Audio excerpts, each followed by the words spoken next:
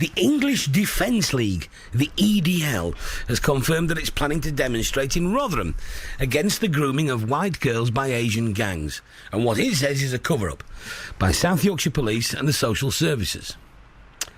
The far-right group says that its static demo will be peaceful. Really? Only a few days ago, an EDL demo in Walsall ended in violent clashes and almost 30 arrests. They were recently booted out of Walthamstow, weren't they? Local leaders, it says here, have called for calm.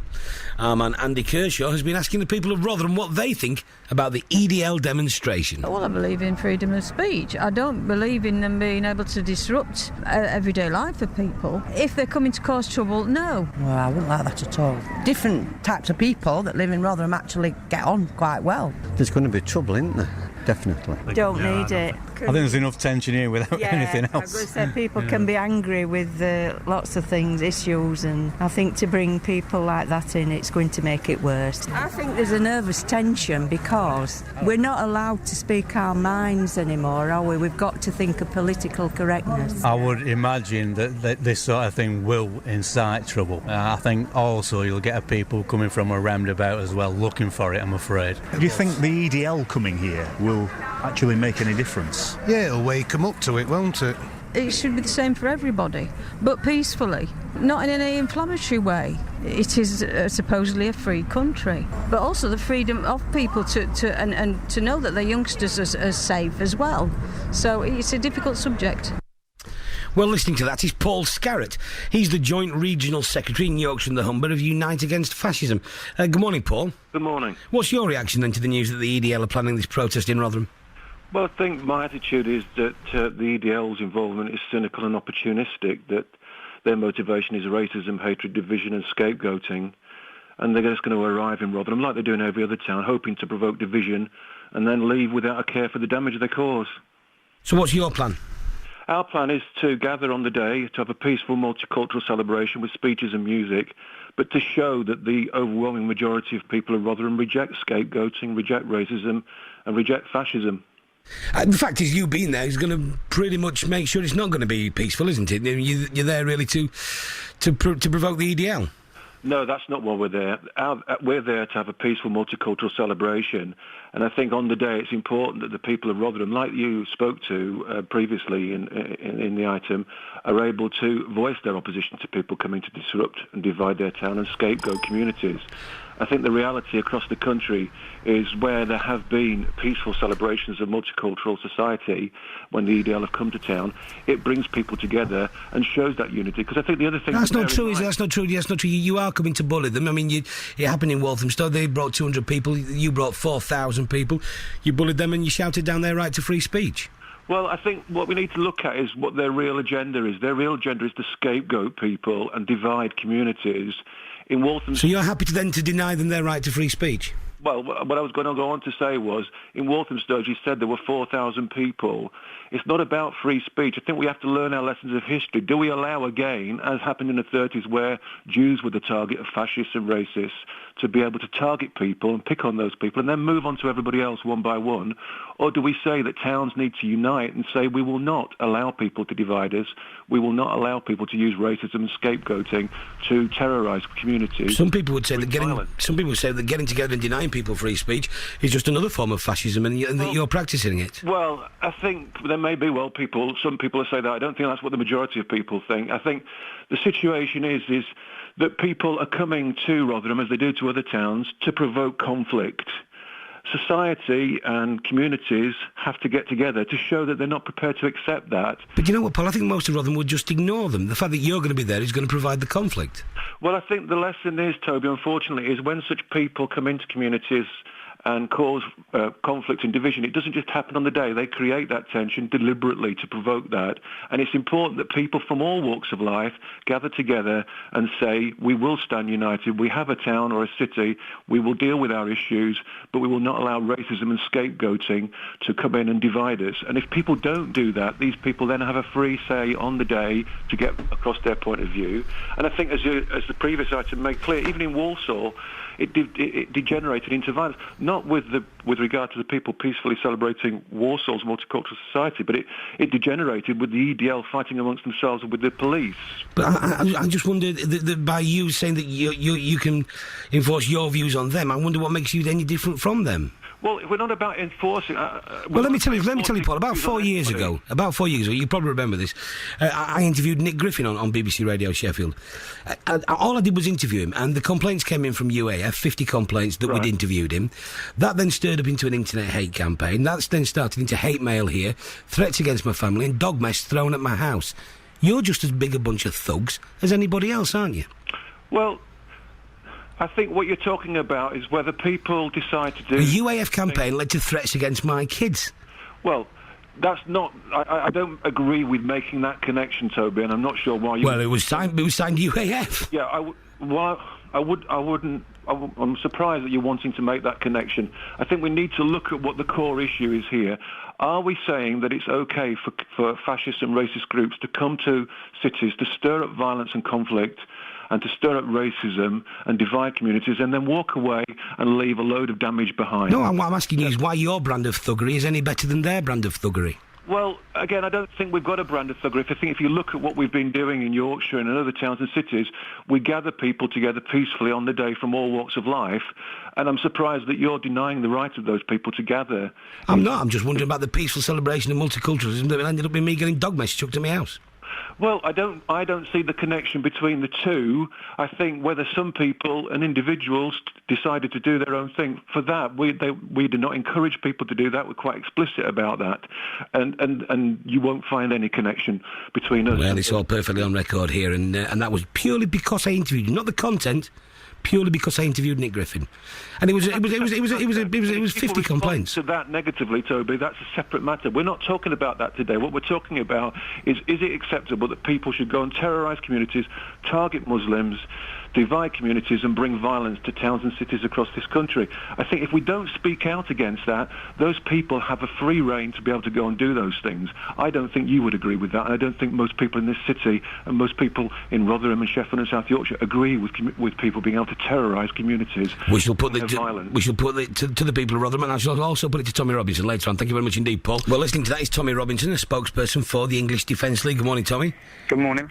Why are you coming to Rotherham? Because this is not a national demonstration, it's a local demonstration for local people.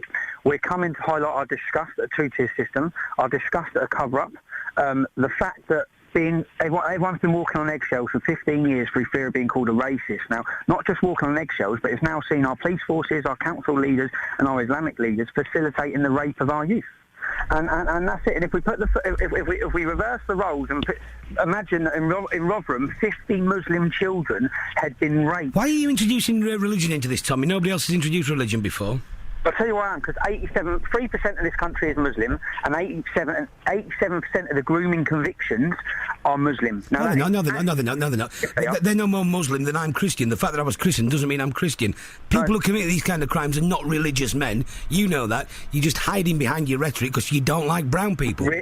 Well, mate, my goddaughter's brown, and my niece are brown. So that's just that. Yeah, some of my best friends are black as well, Tommy. What's the point of that? You're hiding behind religion here, whereas actually what you've got is just a bunch of thugs who want to come up for a scrap on a Saturday afternoon, isn't it? Saying hiding behind religion. You don't believe this is religiously motivated.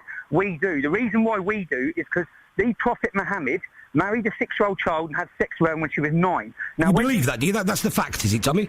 Sahih Bukhari and Sahih Muslim, two of the biggest hadith collectors in the Islamic world, 2 out of the 5, both state that she was 6 years old and she was 9 when he had sex with her. That's why there is no link. Okay, well, you believe that. That's great. Now, listen, the whole of Rotherham knows about this problem. Rotherham's trying to deal with it itself. Why are you coming up? What have you got to do with it? Because whose daughters and sisters do you think they are? Not yours. Why are you coming up? Why doesn't Rotherham deal with its own problems? They're not your problem. Actually, I'm not coming up. It's a local issue, which is what I'm trying to tell you. And it's local people whose daughters they are that have joined our organisation, that know them girls. And what this is, there's 50 kids in Rotherham, 50 kids in Rochdale, 100 kids in Blackpool, 50 kids in Derby, 60 kids in Oxford. This is an epidemic. And if you want to pretend it's not religiously motivated, motivated and it's not racially motivated, then you of course it's not. So why are 87% of them Pakistani men? Why is that? Pakistan is not a religion, Tommy. I'm asking. Okay, you answer why 87% of them are Pakistani men and only 3% of the country is Pakistani. You give me one explanation as to why that can be, and why are they not raping Muslim kids? That's a question. I can't give you that explanation because you've got no argument. And neither can a bunch of football thugs in Rotherham on a Saturday afternoon. But why are we football thugs? Why are we football thugs? Oh, because you are now. No, but you can't just stereotype. Hang on a minute. But talk to me about what's happening with the EDL at the minute. You were down in Walthamstow just recently, weren't you? The UAF turned up like they're going to a week on Sunday. They ran you out of town. You're just there. Being there provokes problems, doesn't it? If it's anything to show off that people are getting run out of town. No, it's not. No, okay. Well, we went down to Walthamstow. We were attacked with bricks, bottles. There was knives confiscated off the UAF. And when we say unite against fascism, they are fascists. They're trying to stop people's freedom of speech. Why is it okay for Islamic organisations to march across this country whenever they want? We don't come out and confront them. We don't come out and oppose them. Even the other week, there was 3,000 Muslims in Bradford protesting over a cartoon. We don't come out and confront them. We let them have their protest. Now, all we're saying is people's daughters have been raped. Young girls have been raped. It's been facilitated by local social services. It's been facilitated by the police. If this had happened to Muslim children, the whole country would be on fire. And everyone would be up in arms screaming about the racist white men that have raped these children. Now, the fact is, when you think you can't get worse than a paedophile, you get a racist paedophile. And that's what this is. And it's happening in Rotherham. Well, I mean, to be fair, we do know, don't we, that the biggest ethnic group for paedophiles in the country is white men. Well, you'd expect it because the biggest ethnic group in this country is white men. Right. But we do know that the biggest group in grooming, which is hanging around outside school gates in BMWs, plying young girls with vodka and passing them around their community, is Muslim Pakistani men. Nope. Not 87%. No, we don't. We don't. We know it's Pakistani men. These are not men of religion. Now, for a long time, you said that you're protesting against Islam. It's not true, is it? You're protesting and you're fighting against Pakistanis. No, no. I'm saying they're Pakistani Muslim. You can deny they're not. And I'm saying the link between all of this... How is this a religious crime? How is this a religiously motivated crime, Tommy? It's not. I'll tell you how it is, because in the Quran it states that it's okay for Muslims in non-Muslim lands, like here, to take anything they wish by their right hand. Their right hand being the arm of the sword. It tells me in the Bible, Tommy, if somebody cuts me out, I can do that to them. I'm not going to do it. I don't believe a 2,000-year-old book. But that's in the Old Testament. I beg your pardon. I didn't think we were going to talk scripture. You know you're talking rubbish. You know this is not about religion, it's about race. What this is about race then. So you give me the explanation as to why 87% of grooming cases are Pakistani Muslim men.